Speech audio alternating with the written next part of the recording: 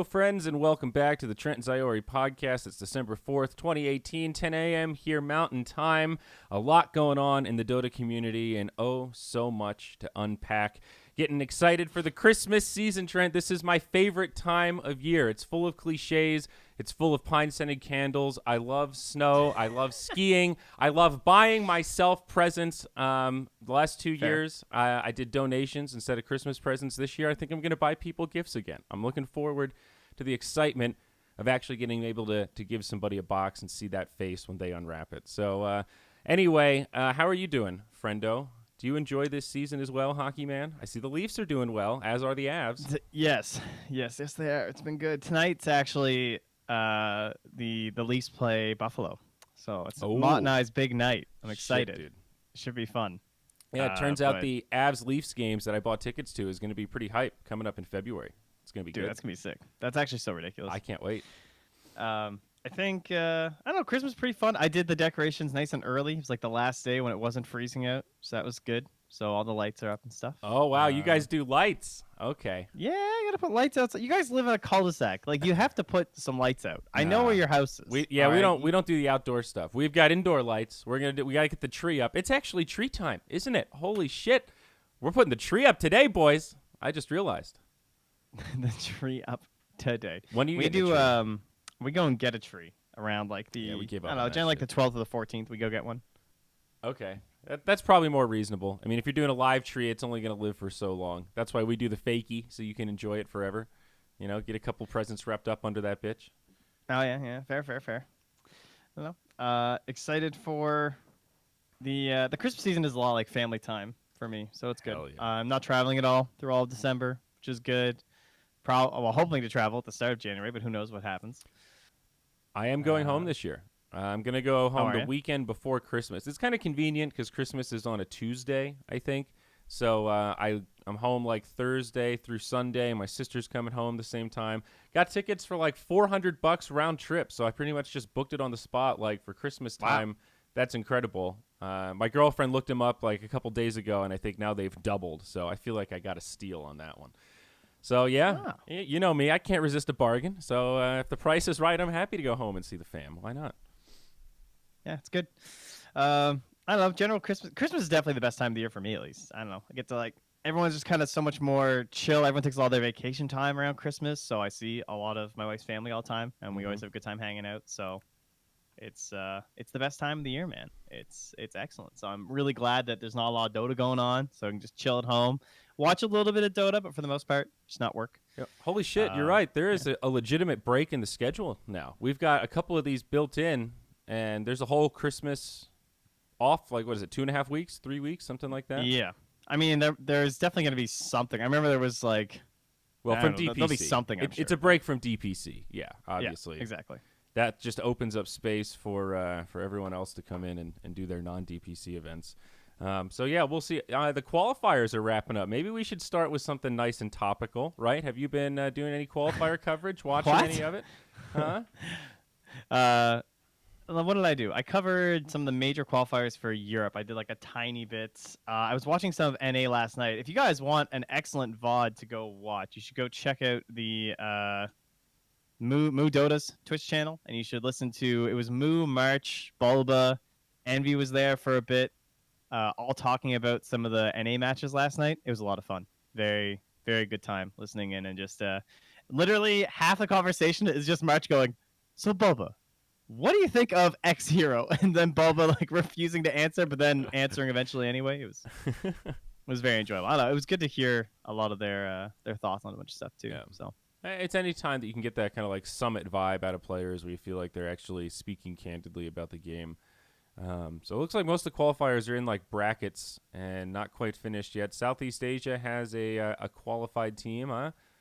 Boom yes, ID. I think Boom ID just qualified like 30 minutes ago or something, like an hour or something. Okay, that's pretty wild. That's a team with a couple players you'll recognize. That's the full Indonesian squad. Saint De Lucas, In Your Dream, Varish, Francor, and Snowball.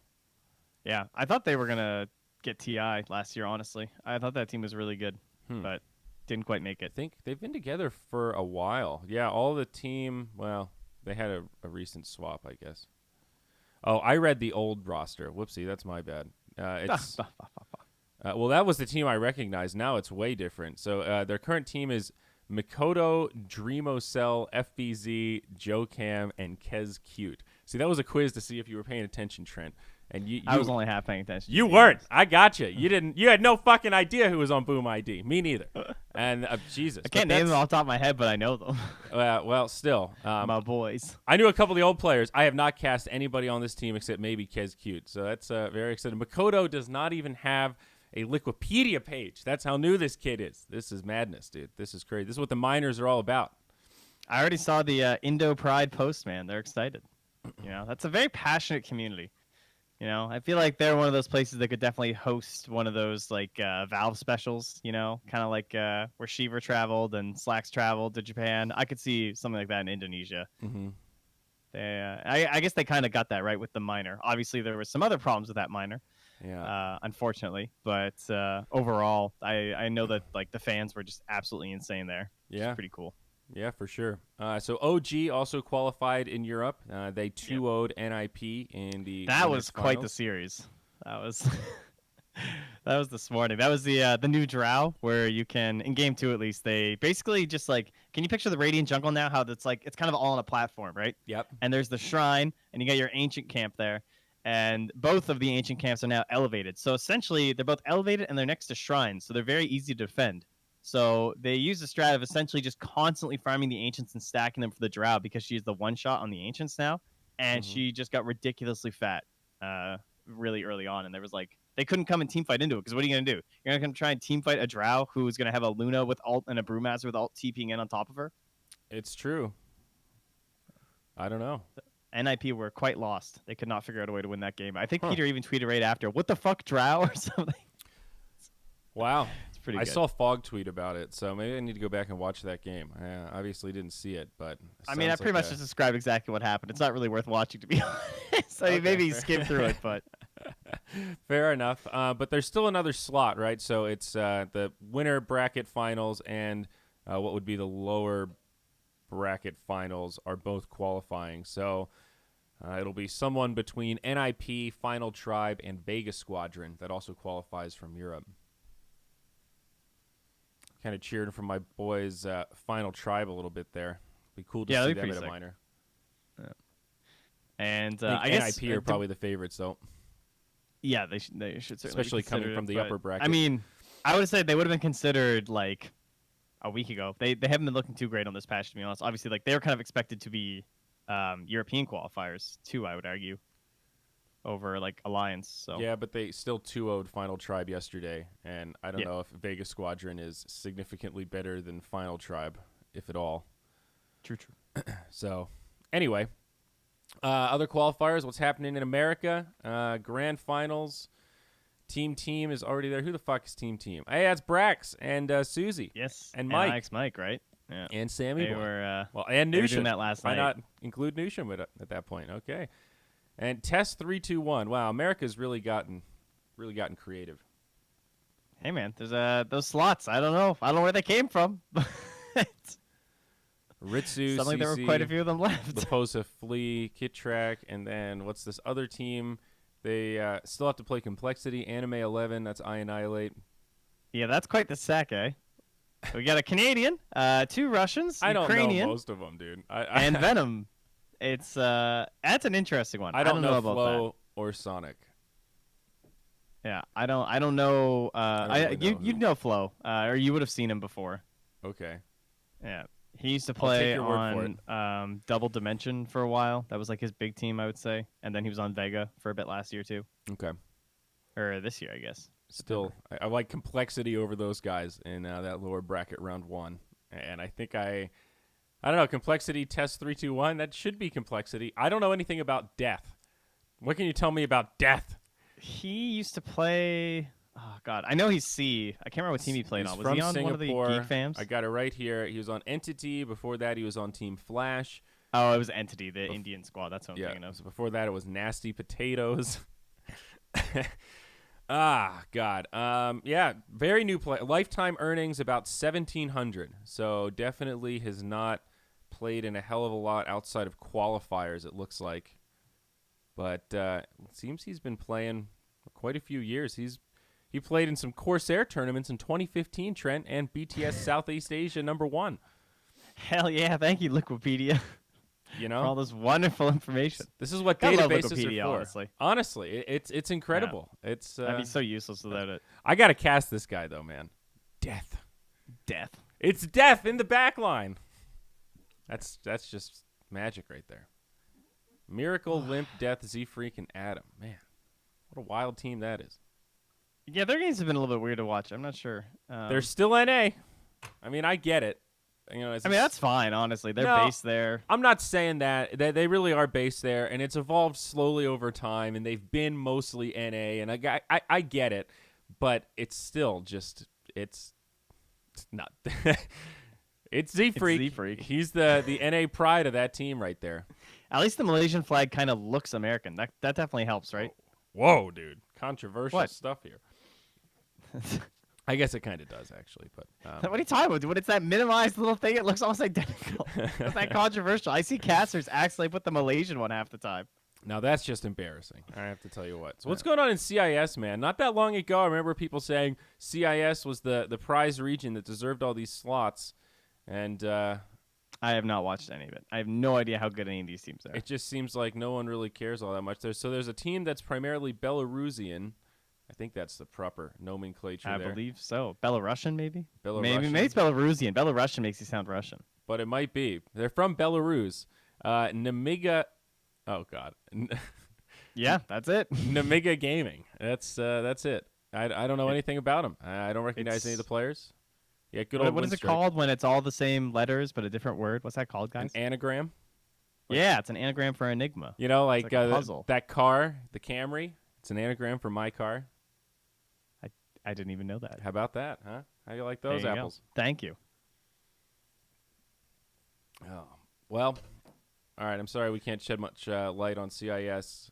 It'll be a grand final situation, so just one team. And I haven't watched China either.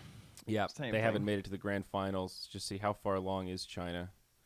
They just qualified Keen. I saw B-Cop was casting it earlier. It looked like Okay. it sounded like Keen lost a brutal game 2. They lost they were up 30K or something. And they lost game 2. That was the last time Wowzers. I checked in, and then I saw they managed to hold game 3, even though it went kind of late. Okay.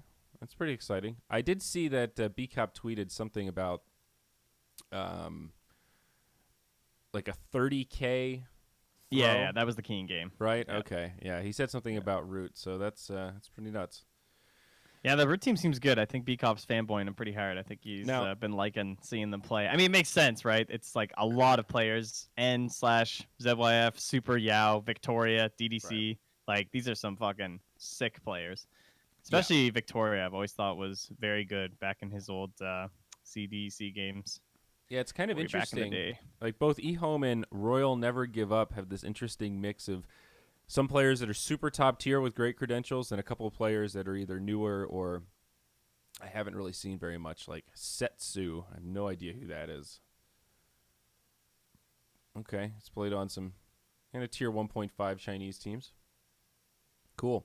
So I just want to clarify, though, this Team Root, this is not the Team Root that all you NA boys out there are thinking of. No. You know, this is not like the cats, you know, Root Cats, the NA squad with like the little Root. This is just some new Chinese brand. TR. Yeah. This is TR, baby, not Root.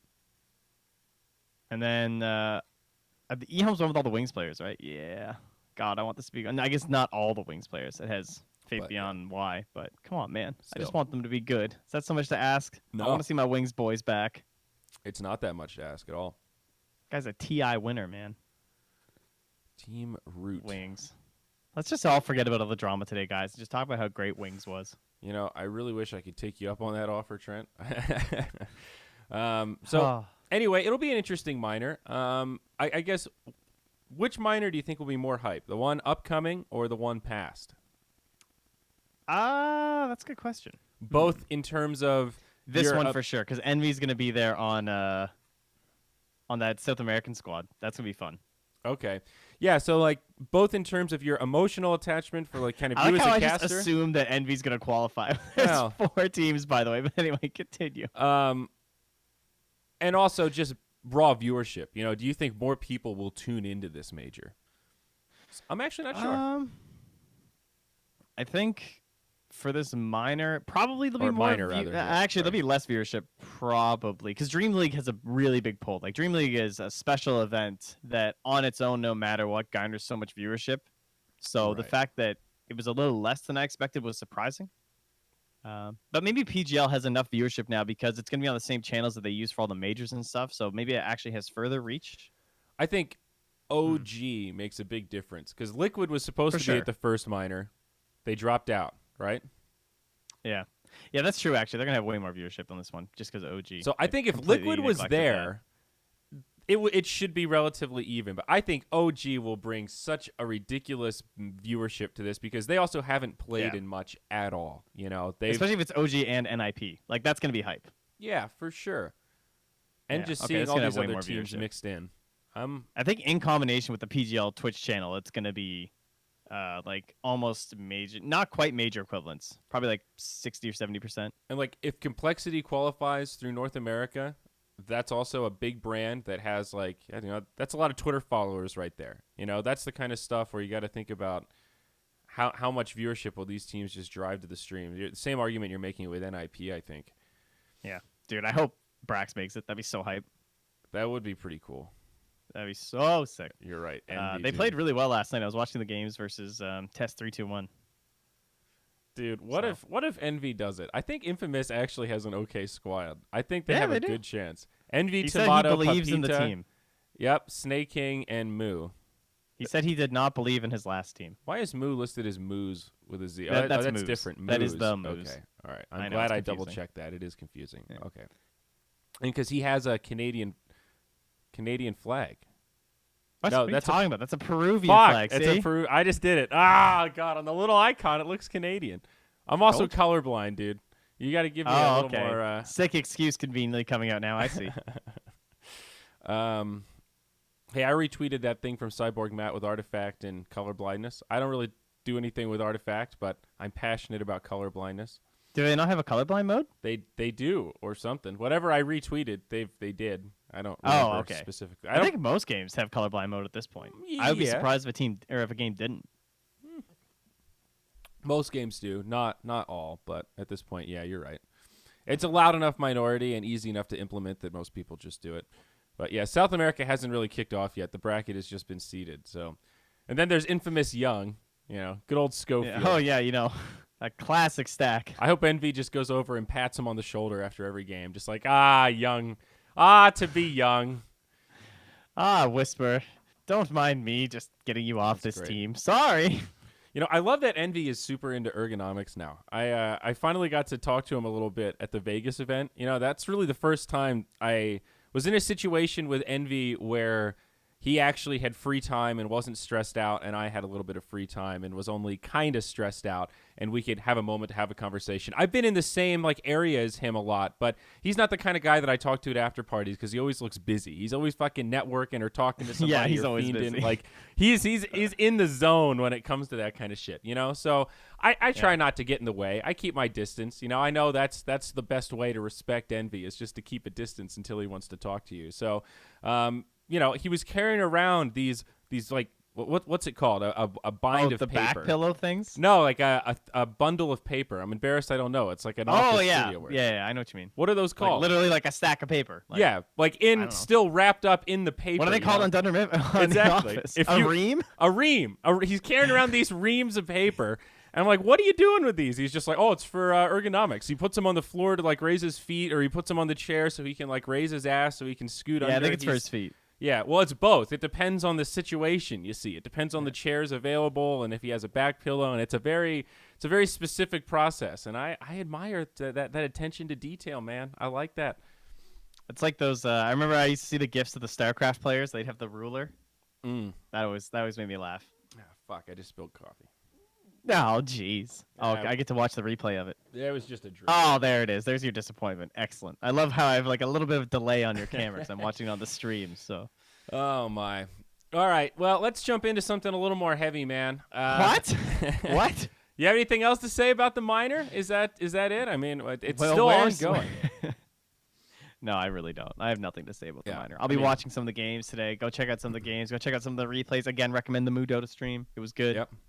So check out that VOD. But, Go Casters! You know, I saw a lot of Yeah. folks getting some coverage. Support the team. You know, support the team. get out Get there. pucks deep. You know, Yeah, it's only 20 minutes left. Hey, finish, it's cool. Finish hard. Yeah, you know, there's still some good coverage coming. I don't know who's casting all of it, but somebody's surely doing God's work out there. So, you know, like I said, gotta support, man. Gotta share a little positivity. All right, let me pull up Reddit here. So, Trent, I think let's.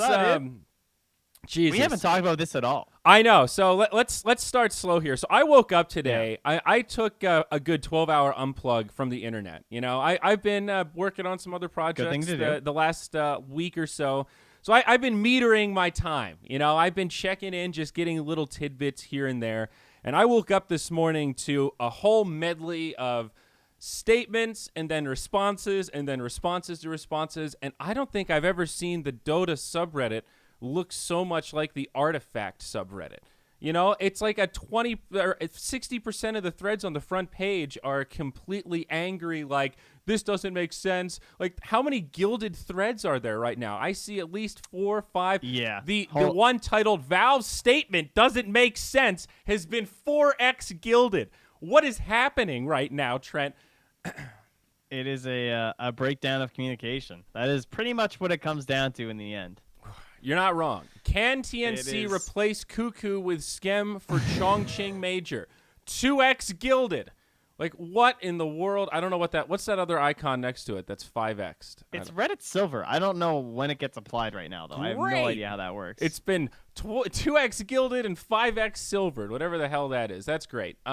Sing Sing even spoke up about the drama. Bulldog digging his grave even deeper. He's just like doubled down, tripled down. This is wrong. And I kind of get it. And the part of the argument that some people are missing is that it's about atonement. It's about the idea of, do you believe in reform, right? Do you believe that there is a way for people to genuinely make mistakes, somehow make it right, and then move on and not be considered a criminal or a wrongdoer or someone who's actually made amends, right? That's what the question comes down to. And you can argue forever about where that line is drawn and what is over the line so far that you can't make amends for, you know, like murder or rape or something, all the way down to just calling somebody a jerk. You know, it's a wide spectrum, right? So I think that's what that side of the argument is, of like, is it okay to just say, yep, fuck this guy, he's banned, he wanted to do all this stuff to say sorry. 1 second, keep going, you're doing great. Uh-oh, he's getting a phone call. I think that's the side of the argument that too many of the people are missing, and that's a fair argument. But my gosh, this outrage it's phenomenal. I'm actually still a little bit stunned and taken aback by the whole thing. I think for the sake of clarity, since this came out last night, I kind of just want to read the Valve statement that started this whole recent chain of events into motion. It came out sometime, 16 hours ago, something like that. What do you think, Trent? Does that sound okay?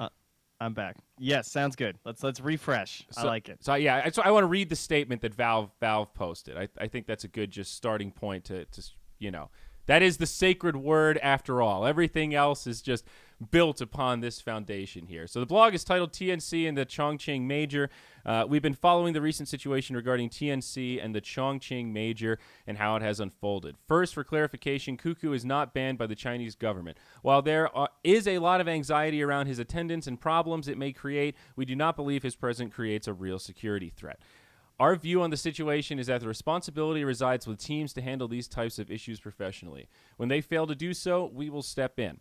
While it is one thing to make a mistake and apologize, it is quite another thing for the team to lie about it or try to create cover for an individual player. TNC has mishandled the situation on multiple occasions, making the situation much worse than it needed to be.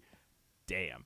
TNC contacted Valve last Tuesday asking if they would get a DPC point penalty for replacing Kuku. We told them that they wouldn't.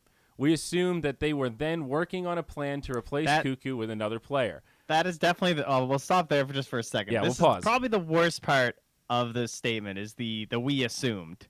Yeah. That is the real problem, is that And I'm sure like anyone who's standing on this point definitely has lots of weight to it, because why are you assuming that they're going to do something? Like if Yeah. clearly this statement is saying you think they should remove Kuku, you should probably just tell them that. You know what I mean? Yes.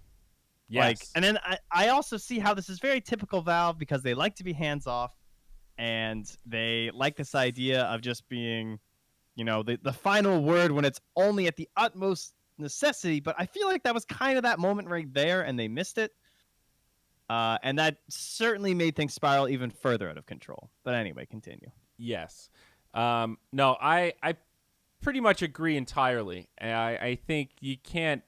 Jesus, man, that is just not the language I would use in that situation. And if it's just the brutal, honest truth, like, well, shit, boys, that's Yeah. it's just a sort of a project management 101. Like, just set some expectations and be clear about what you want from people. And most of the time, they'll try to follow what you want them to do if it's within reason. But most people aren't fucking mind readers. Anyway, however, so back to the official statement here. However, it seems like TNC is currently not taking proper responsibility for their actions, coupled with the attempted cover-up by the team, so we are now stepping in directly and banning Kuku from attending the event. To be clear, TNC is not the victim in this case.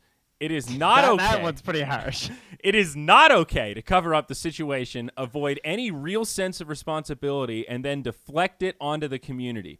We expect them to disagree with this. Wowzers. I mean, I definitely like that part of the statement where reflecting onto the community, because I was getting really upset with TNC. Frankly, I'm fucking livid with that organization. Like, Number one, that manager should have been fired. I'm sorry. I don't give a shit. I've talked to several people in the C region since this, and they all tell me this guy's the best manager there. I don't give a fuck. That guy is terrible. A 10-year-old would think of that plan and execute it. Like, it's fucking pathetic. You should be able to get any sort of student of a university who could be a better manager than that. Like, maybe that guy can have other valuable parts in the organization. Maybe, sure. But there's no fucking way that guy should be near a keyboard. Like, what a ridiculous thing to then be like, oh, we're gonna find the manager too. He's still gonna be a manager. This was a great learning experience. He learned that he shouldn't lie. I've seen managers get fired for less, dude. I saw a manager at one of the summits do absolutely nothing, get chewed out by his boss, and then got fired a week later. Just because they're like, yeah, he's showing up late. He's not fucking getting food for the team. He's not doing shit. He's not being a manager. This is a proactive job. The tolerance for fucking up at this job is very low. That's how it works. If you're not ready for that, don't sign up. And, I actually felt kind of bad at the way I kind of went about that KLXO with Kips and Ninja Boogie, where I grilled them pretty hard about this issue, because that statement of the manager saying that he actually was the one that said the whole thing and it wasn't Kuku at all, and that's of questionable authenticity, right? We don't know exactly what's true and what isn't. We just know that something isn't true. So that very well could be it. Maybe that's the manager's attempt to do it, to fall on his sword to try to save his player. Whatever it is, it's ill-advised. The timing was ridiculous. The concept is ridiculous. The whole thing is beyond fucking ridiculous. And I don't know. I don't feel bad anymore about asking, is the manager going to resign? And afterwards, I felt like that was over the line, that I was being disrespectful. And now that all this has come to light, I'm like, fucking trust yourself, mate. The old Zyori was ahead of the curve on this one. I'm gonna give it the old back patter. Respect to the way respect to the way Kips and Ninja Boogie handled it, though, for real, because those are two people that were, to my knowledge, basically not really involved with this bullshit. That are just focused on the Dota and caught in the crosshairs. So to be fair, they're not the right people to really be grilling about this shit. We should have had the fucking manager and fucking Kuku on KLXL, and that would have been the juicy content that might have saved them. Could have saved this whole fucking thing. If we could go back in time, what could have been, right? But anyway, let's just finish reading this statement before we totally go off the rails here. So one paragraph left. Back to the official word. Players and teams will make mistakes in the future, and they should accept responsibility for them. We want there to be opportunities to learn from their errors, but taking responsibility doesn't mean making mistakes don't come without a cost. Covering up the situation is not an acceptable approach to the problem and demonstrates poor decision-making from TNC that requires accountability. Interesting. In addition to being required to replace Kuku, we will also be docking 20% of TNC's current DPC points. The player restriction does not affect future tournaments. That basically just means the ban on Kuku is specifically just for this major, does not apply to future minors or majors. That's what that last sentence means. But wowzers, that is basically saying like, I saw that tweet from Phil this morning about it, the analogy to Harry Potter. I was like, that was really funny. That is, I actually had that That's thought actually so when I on woke point. up, but I pictured Hermione and just like, minus 20 points from Gryffindor, just fucking like, bitches, you done fucked up. We're taking some of your shit. We can do that. We've got all the power, so don't mess up again. This is just like when Napster was hitting it big and that whatever agency like sued the fuck out of like 6 people in America. And they were all like stay-at-home moms and working class dads and a couple of teenagers just like, all right, you owe us $600,000 because we took 60 songs and multiplied it by the market value plus interest. Yeah. And, you're fucked. And then meanwhile, there's, 100 million other people that are doing the exact same thing that fly under the radar. That's an extreme analogy, but it feels kind of like that. Like, all right, we're making an example out of you guys. Hopefully this settles it. And Jesus Christ, that is scary. This is a harsh reality of the ecosystem we're working in, man. 3 minutes ago, first of all, we are sincerely apologizing to the whole Doeg community for the trouble this issue has caused. We are respecting Valve's decision regarding the matter. This is TNC Predator. The next tweet, the penalties / fines imposed by the org to Kuku and Paulo, the manager, will still apply. A new team manager will be assigned to the team. Just got him fired, guys. Like holy shit, dude. In sync. 3 minutes ago. Shout out to you, TNC, who's just watching. 3 minutes Sorry ago. for ending Okay. your career, TNC Paulo, but... Well, I mean, it's the PR play. There's a point where I don't feel bad for you. Oh my God! Even Trent thinks we should fire him. Ah, shit! Wow, that's some incredible stuff right there. That's I don't know. So anyway, a lot of, this is overall good. I really do think this clears it up. I think there was a lot of relatively good dialogue towards the end from a lot of influencers and commentators and whatnot of just kind of like, guys, come on. However, I think some of those efforts did backfire a little bit, and I think there's a point where you're just adding fuel to the fire and you're just giving people more shit to talk about, and I'm going to be real curious to see how quickly this dies down and also how this impacts the major, right? We got to be honest about talking about that here. A lot of talent have declared that they're not going. I don't know what the list is right now, but it's something like Cap, Blitz, Gods, Grant, Red Eye, Bulldog. I think that's it. But Bulldog. Well, maybe Gods. Jesus Christ, dude. Maybe Gods, because Gods had originally said that it was if Gods. Yes, you're right. The government bans them. He was very clear about that caveat. So I actually think Gods will go. Yeah, I think Gods will go too. If Gods is sticking to his word, he can just go because he said, if Val bans him, I'm down with that. That's very different than the government banning, and I think that's the right attitude to have. Mm-hmm. Did Toby say anything? No, Toby wasn't invited. That's what he said. Oh, okay. Well, so what? Same. So what does it mean if other people say they haven't been invited and you haven't also been invited? Does that mean that you haven't been invited? I mean, some of those people who said they weren't going were also not invited. Right. So. Okay. So that's some people was just a preemptive, like, hey, yes, FYI, I'm gonna turn it down, bitches. Which exactly. I mean, Grant is a fucking mastermind. He was like the first one. Vlad is not actually. Vlad can't go because number one, it's a starladder event, and number two, he already had tickets booked to a different flight. So. Right. So, and I see a lot of people throwing out Vlad. Okay. Yeah. And also Odie and Sheever aren't going, but that's for unrelated reasons, obviously. Completely unrelated. So, but it does make you wonder just in general, who's fucking working this thing, dude? Who is going? I mean, whoever it is will probably have less viewers than the Grant cast. I don't know. When's the last time Starladder used their fucking Twitch channel? I don't know. Probably more recent than you think. You know what I mean? You just don't remember. When was the last English Starladder event? All right. Well, I'll look it up here. I got this. I got the answer, keeper. It would have been one of the I leagues, right? Do they use that channel? iLeague Invitational 5. That was in April. In April? I don't know. I feel like compared to the Grant stream, It was Shiver, Lyrical, God, Tsunami, OD Pixel, Winter, Lacoste. oh, okay, all right. And Nahaz. Did I say Nahaz? I don't think you did, Nahaz. but yeah, I don't know. I'm curious to see what the viewership is gonna be like. It's gonna be very split. You'll have Bulldog, you'll have Grant, and you'll have I guess, but Bulldog and Grant probably won't stay up all night, right? They did something in August, but it was Dinky Donuts.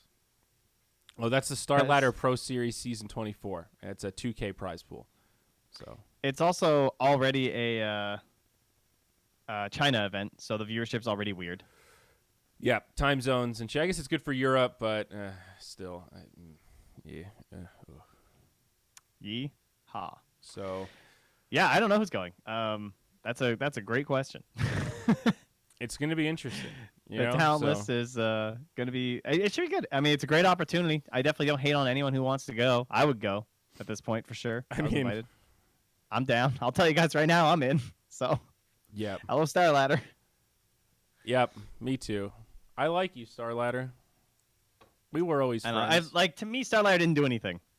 Yeah. Like, sorry. Sure. They're just a fucking English organizer, man. These guys applied all the rumors I've heard, and I've heard them from places not just in the inner esports circles, so I feel okay to say this. But basically, they had thoughts of, when they applied for a major, I don't even know if they wanted to do it in China, right? These guys are applying, and then they're partnered up with iLeague, Imba TV, and now they have to go to China to do the major. So it's like, I feel like Starladder's already been roped around quite a bit, like it was a smart move, though. I mean, you got to somebody could honestly write a book about Starladder that would be so fucking fascinating because they created a pretty booming business during a time when there was serious turmoil and conflict in their country, and that did ridiculous havoc to their currency.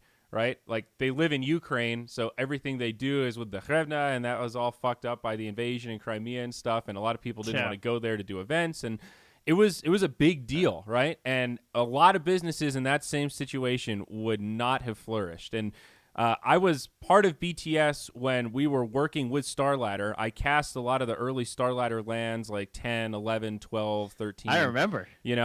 And I was kind of there when they liaised that partnership of trading Summit coverage for Starladder coverage, and it was a pretty fair deal for both sides. They both got to expose their relative audiences to a kind of a different market and do on-site coverage, and it was a pretty even exchange of expenses and fees and whatnot, But then I left BTS, so I never really got to talk to Starladder again. They were always one that was always in the BTS camp, just like unequivocally, and it made sense because whatever. And now I'd love to work another Starladder, dude. I think their partnership with iLeague saved them, though. I think it was a brilliant business maneuver, realizing how hungry the Chinese market is for just Dota content from the West. And relative to the East, the West is a big place. We think of NA versus EU, but that's just battle within the realm of the West, So it's super valuable in their content exchange. And I can definitely tell you financially, it was not an easy path for Starladder. Could you imagine having all these assets, investing in all this studio gear, all these people, all this stuff,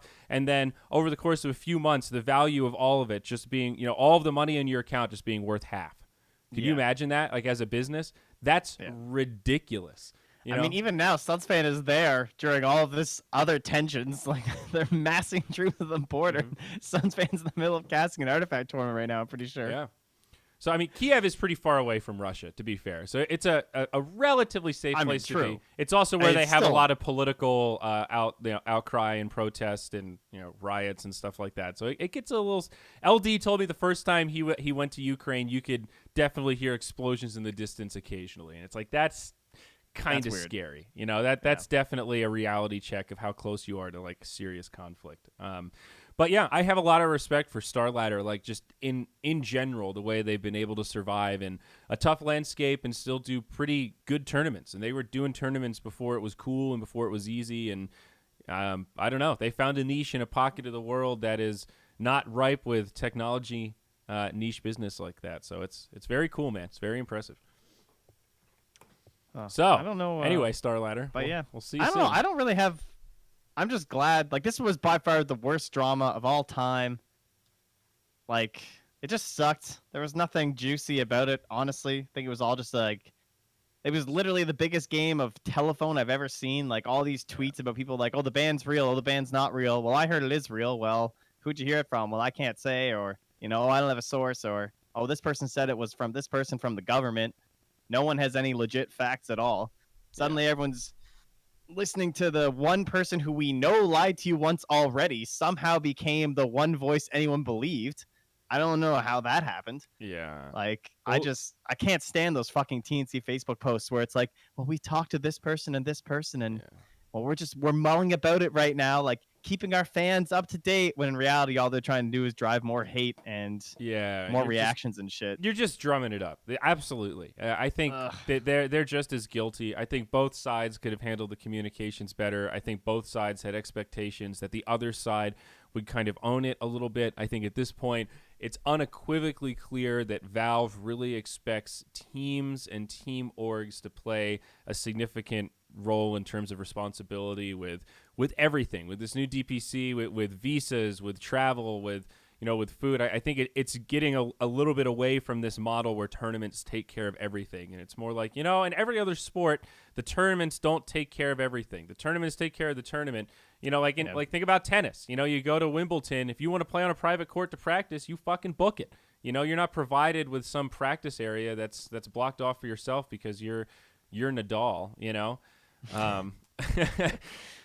So anyway, I just, that's pretty clear. And the gauntlet has certainly been thrown down, and TNC tested the waters to the end of their days. I don't get this top thread on Reddit right now. I think this is a good example of why this drama is just also unequivocally negative. It's just hate driven on both sides. This is just digging up hey, look at this thing that ROTK said that was unsavory. Look at this Google translated thing that isn't even grammatically correct. Oh, but exactly. I just trying to take shit out of context and I don't know, man. It's just so hard because I don't have any.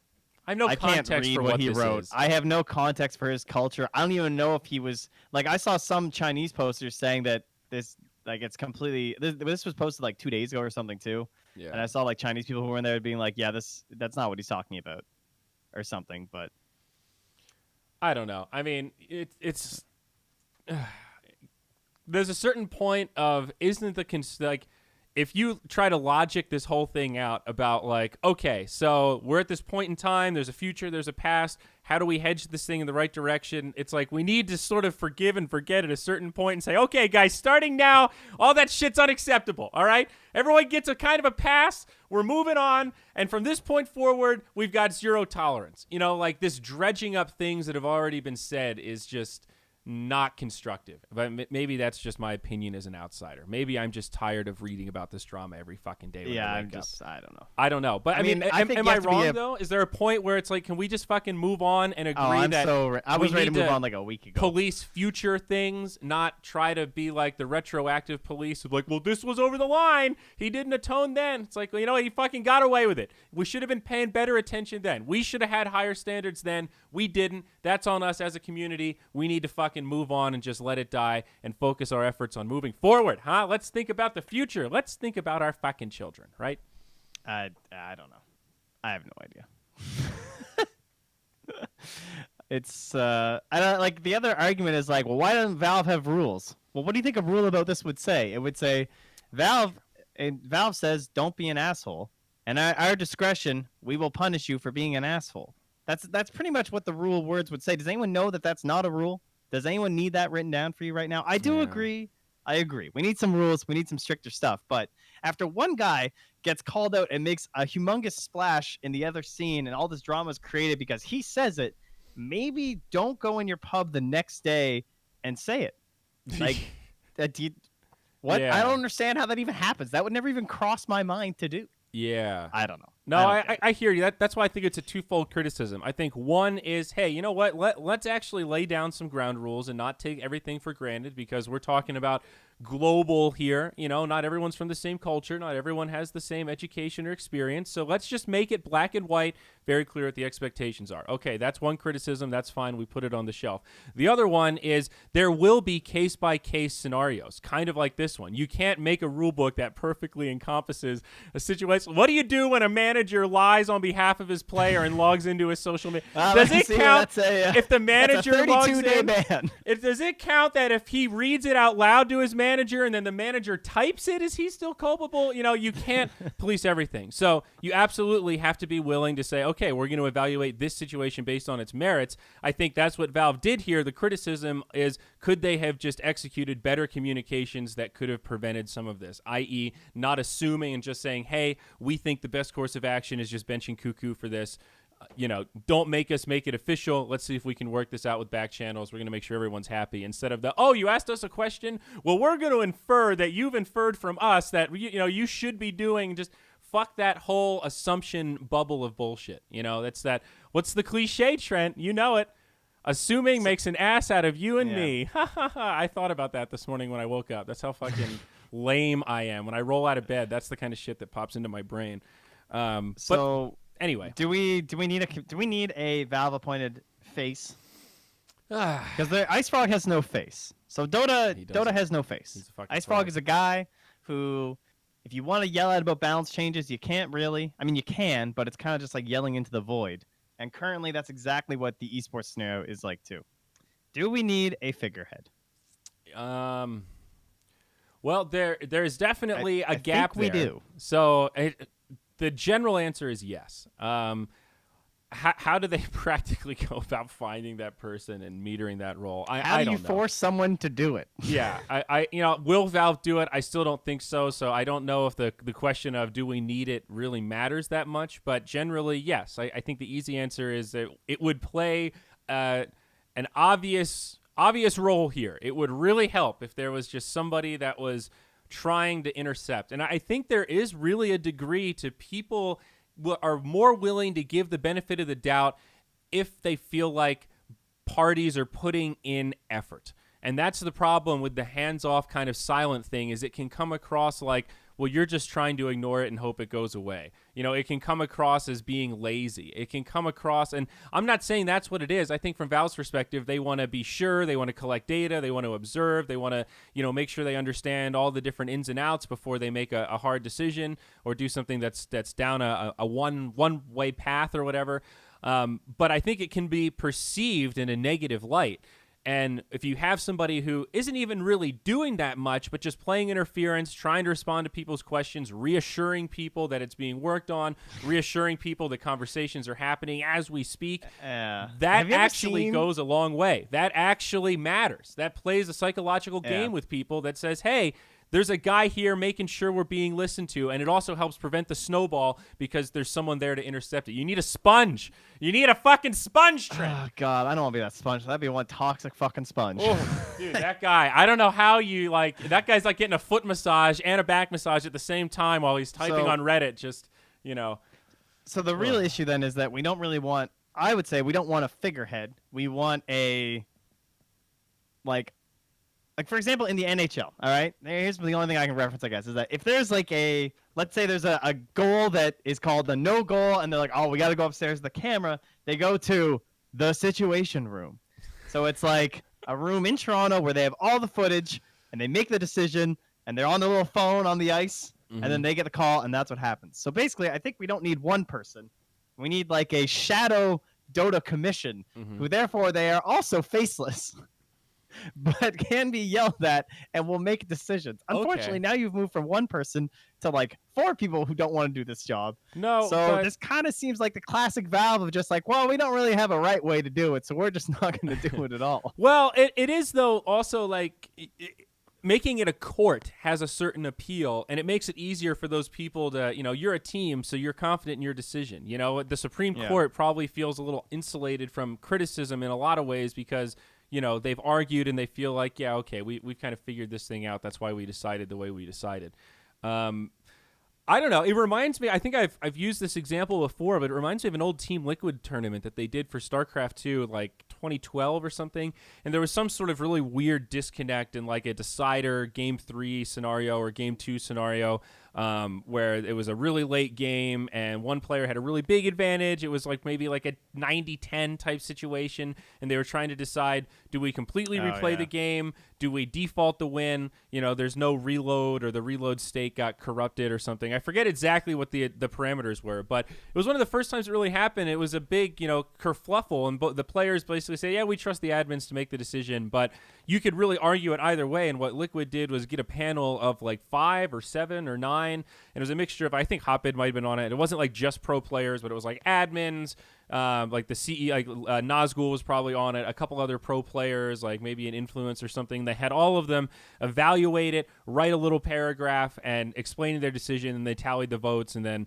what I think they ended up defaulting the win because they said it's just such a low percentage he would have come back. And that would have been controversial if they had just declared it, but the fact that they put in the effort and they assembled a team and they got those thoughts out, the feedback was unanimously positive. Everyone was just like, big kudos to Liquid for handling this in a professional manner. This is incredible. I can totally see why this is justified. And, now that I can understand it, I'm not mad anymore.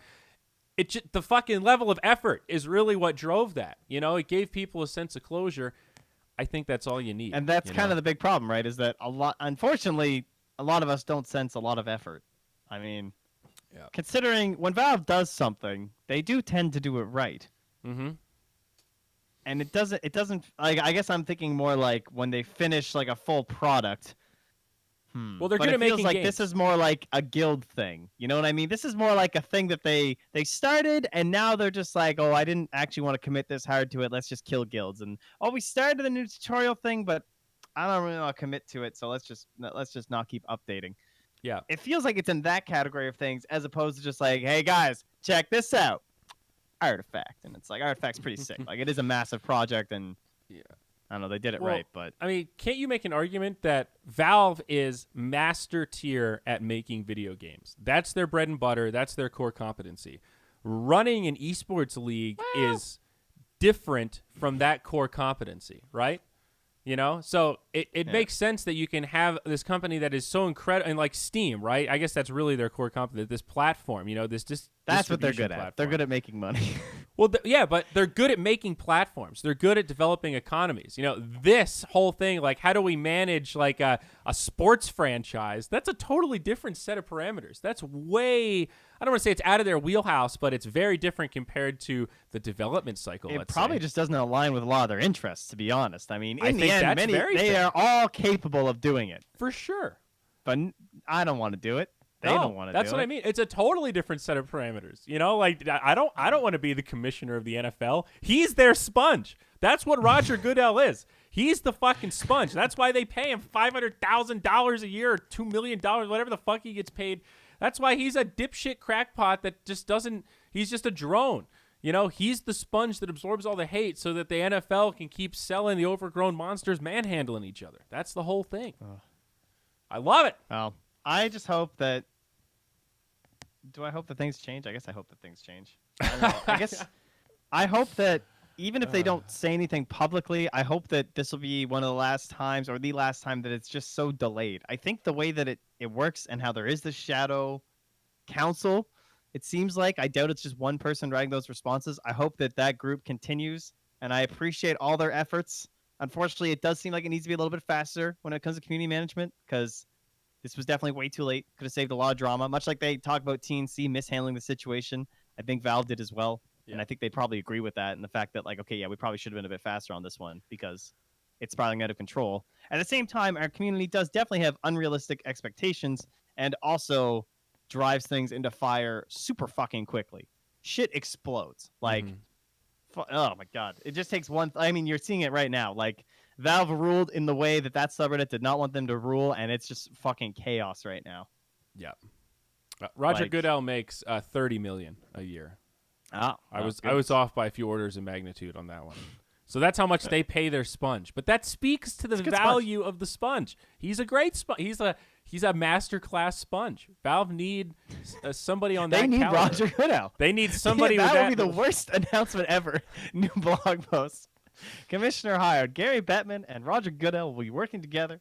Scott Valencia, dude. I think that's the play right there. That's before your time, perhaps, my friend, but that would be the ultimate esports sponge, I think.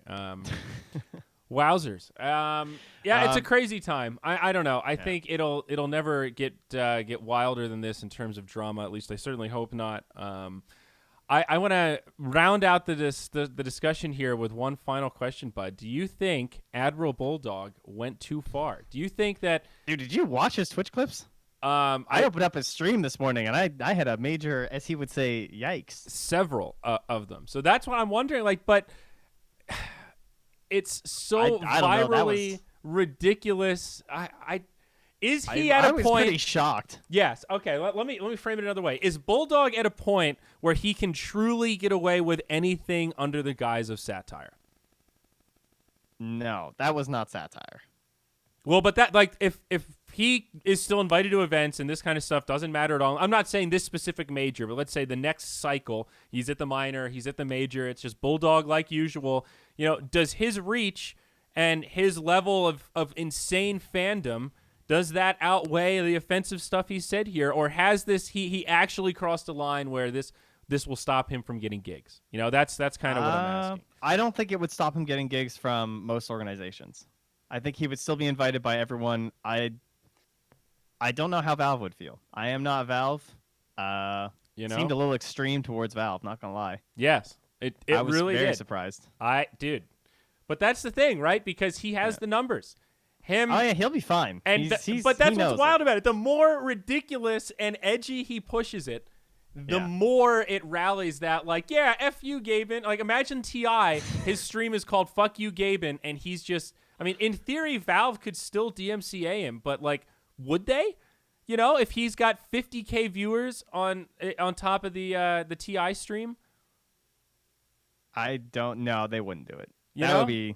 You know what I mean? But that could happen. The more he ramps up this, quote, rivalry, Bulldog versus Valve, it's definitely entertaining to watch. You know, it's like Jersey Shore. You want to tune in just to see where the train wreck's going. I see the commercial where they're putting charcoal in a propane grill, and I'm like, I kind of want to see what happens. Do they burn the house down? I'm going to watch 10 minutes of this.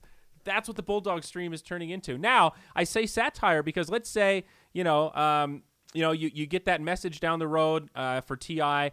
from whomever at Valve, and he says, hey, dude, listen, you know, you have a huge fan base. We respect what you do, kind of. We do want you to come to TI. You can't say shit like this anymore. You know, this shit we think was over the line. And he, you know, how do you get away with it? You just say, oh, yeah, I was just fucking around, dude. I was just building my audience. That's satire. You know, it's just, yeah, dude. Oh, sorry. Yeah, okay, I crossed the line, but I was just fucking around. I'd love to work TI. Is that where it's at? Can he just do this and then be like, yeah, no, I was just fucking around. If he did it like tomorrow, maybe. You know, you should have told me that this was over the line. You know, you never told me what the line was. There were no rules. There were no rules. So, you know, like, couldn't he just kind of play dumb? I don't know. I mean, I'm theory crafting pretty deep here. I think it's an interesting conundrum because it's hard to look at some of those clips and, like you said, not be taken aback at, like, how I would say it's over the line. I would say it's presented in a way that isn't clear humor, you know? I believe I described it to my wife as a meltdown. Yeah. I came upstairs to the basement, and I just had this look on my face, and she was like, what? And I was like, I think one of the casters just had a meltdown. Yeah. Like, wow. Yeah, so I don't know. And that's the thing. With him, it's hard for me to tell what is, like, part of the Bulldog character and how much of it is just real, because he's definitely one of these personalities that blurs the lines. There's undoubtedly some separation between the person on camera and off camera, but I think there's definitely some overlap, as is with all of us, you know? So it makes you wonder, and I'm curious how this one's gonna turn out, you know? Will he get rejected from going to China? No, I don't think so. I don't know. I was just surprised. Oh, goodness gracious.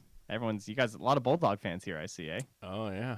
I mean, how is it a meltdown? You guys are actually so protective of a company that you can't rage at them. This is an absurd conversation. I mean, I think it's a pretty big difference between raging at them and saying, fuck you, Gaben, or whatever he said. Yeah.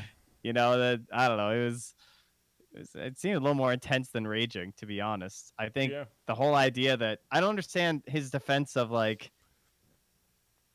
his defense is that there was no precedent set, and it makes no sense. I think there was a pretty clear precedent. I don't know. I guess I don't care enough about this drama. Maybe is my problem. Maybe I don't see it the same way that he does. But I was pretty surprised.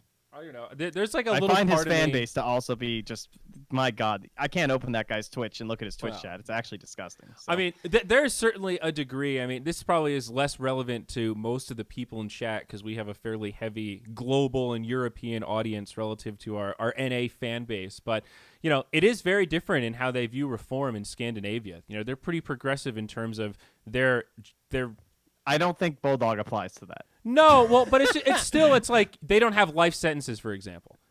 So like their system is built around that idea of people get second chances and can pay their dues and come back. It's like America does not have that sense. America has that like, if you break the law, you deserve to get butt raped in jail. That's the the average, like people joke about butt rape. Americans before. Dude, people joke about butt rape in jail in America a lot, and it's super fucked up. And we're like one of the only first world cultures that is like, nah, that's okay. If you're a criminal, fuck them. It doesn't matter. You don't deserve to have dignity at all anymore. You're just a piece of shit. It's just like most cultures don't think that way. So obviously that's like an America versus Scandinavia perspective, not like a balanced perspective. But I think that certainly plays a little bit of a role. I think people in North America are a little bit more inclined to just in general be less sympathetic to people that fuck up like that. If you don't want to be called a racist, you shouldn't say racist shit. You're probably kind of racist if you said that.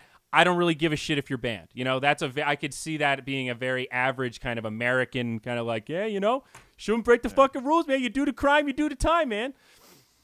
America. But I don't know.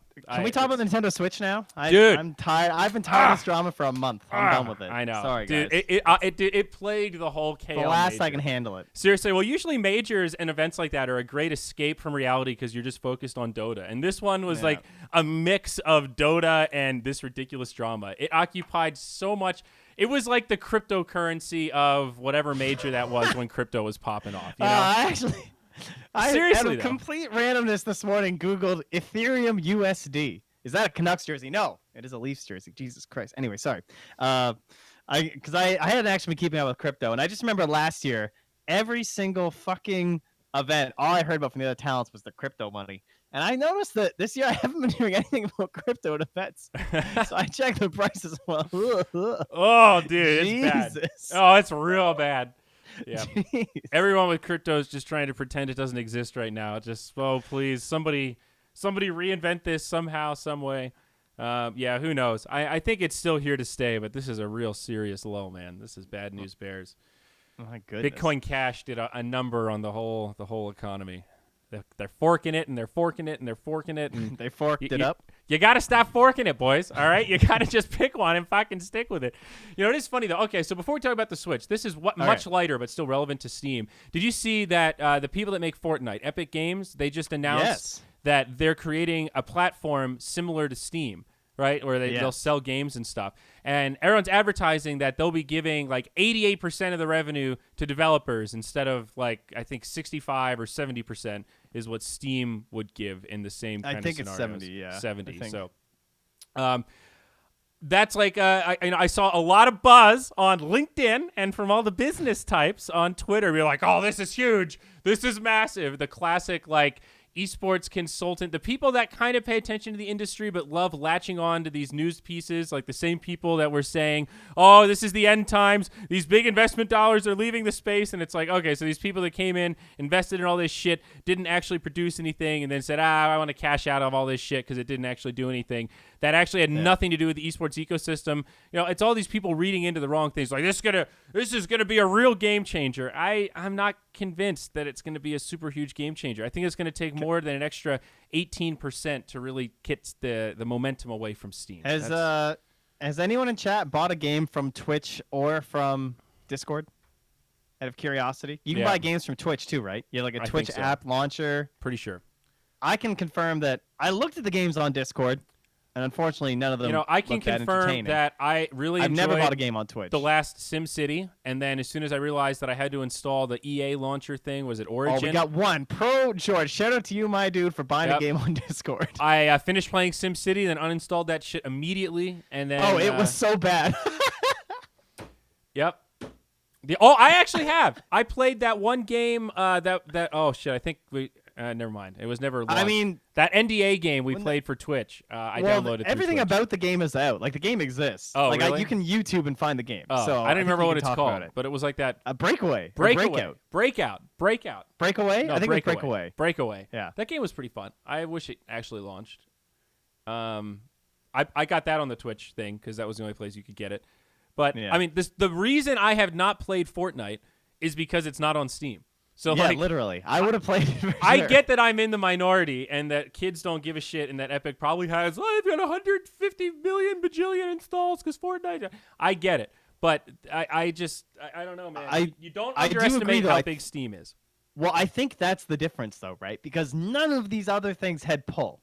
At least Fortnite is pull. There's no doubt about that. And the fact that they Discord has no engine that they're providing, whereas Unreal Unreal has no you engine? can use the Unreal Engine, right? Well, that's true. This is like a huge. This is actually someone that has a chance. I'm not saying they have a good chance, but it's to me completely different than that's fair. Discord and Twitch trying their shit. No, that's totally true. I mean, compared to Discord and Twitch, I completely agree. But I think like the other day on What the Duck, right? We're arguing about how much does the Chinese market matter in terms of Steam. The total numbers we were talking about for Steam users like 130 million, something like that. I mean, it's like. It's a fuckload of people. It reminds me a little bit, for another crypto analogy, of all these other platforms like Ethereum that were announced, like EOS and Stellar and all these other like smart contract ones where it's a cryptocurrency that you can use to create other cryptocurrencies, like the Toby coin thing. This fucking ridiculous concept. And all these people being like, oh, dude, EOS is, Ethereum was the first one. So that was the one that actually got, decentralized apps built on it. And you hear that term like D-apps, all those like gambling sites and all that stuff. All that exists on Ethereum, and why developers develop on Ethereum, because it was the first one, so it was cutting edge and cool. So if you wanted to make something on the blockchain, that was the only place to do it. EOS coming along a year and a half later and being like, hey guys, ours is 25% faster. It's way better than Ethereum. Everyone's going to switch to us because you want your apps to run faster. And it turns out no one really gives a shit, because the reason people aren't using D-apps is not because of efficiency. It's because of the blockchain being a fucking clustery piece of shit for running most ordinary programs. What is the issue with Steam? What is still going to be the mass exodus to get people to switch over? That's why Dota 2 was such a brilliant investment for Valve, because it took all these people. It was in Blizzard's backyard. It took people like me that grew up on Blizzard games that had never used Steam ever and said, well, I love Dota and I love Blizzard games. If I want to keep playing Dota, I got to install Steam. There were millions of people like me that did that were Blizzard boys and got into Steam games because of Dota. Right? That was the switch. That made so much sense. I still don't know exactly how that translates into this equation of. Well, like the point other people are making is that they need to do this sooner. I think that's true, because you and Fortnite I have did? not. Epic needed to. Okay, yeah. Because you and I did not do Fortnite, right? Mm-hmm. And at this point, are we going to download it? Probably, I might play it on my Switch. Switch. We've been saying that for like 4 months. But we could play it on Switch sometime. If we're in the green room at an event, I mean, that's true. I could see us playing it on Switch next to each other if we wanted to play a multiplayer game. Yeah, I just mean I think if they played it, if they had done this a few months ago, this would have been a way bigger success. Can you imagine downloading Fortnite and then seeing some other exclusive game and be like, oh, that looks kind of cool. Maybe I'll download that. And suddenly they have a second thing that they auto boot up on their PC or whatever. And I think it swings both ways, because they have a very young market, right? A lot of young gamers play Fortnite. Yeah. So that's good and it's bad. It's bad because those people or those children don't have easy access to money. They don't have their own credit cards. They have to ask their parents. So in some ways, they're bad consumers. But if you can keep them around long enough, as they get older, that can be their new platform, right? It's sort of grow with that like Fortnite Discord fan base, dude. took a few years to grow into, right? So you need these kids that are 13, 14, 15 now, keep them around on that platform for the next 4 years or so, and then when they're 18, they're just buying games on Epic shit tier or whatever it's called, and instead of using Steam, right? But then it becomes a battle for exclusivity. This is the new console battle. Forget about exclusivity for Xbox, PlayStation, all that stuff. This is now exclusivity on PC platforms. It's happening? I'm gonna have to cut our Switch. I mean, to be fair, you don't have the Switch yet, so we'll have to save We'll the Switch discussion for the next episode, I We'll think. save But I have to run away. All right, bud. All right, that's good. Okay. All right, cool. Well, my Switch is coming in the mail, so we'll talk about it later. Boys and girls, it's going to wrap this one up. We'll see you next time. Enjoy the December season. It'll be on Zyori.tv and the Moonduck YouTube. It has been real. We're outie. We're donezo.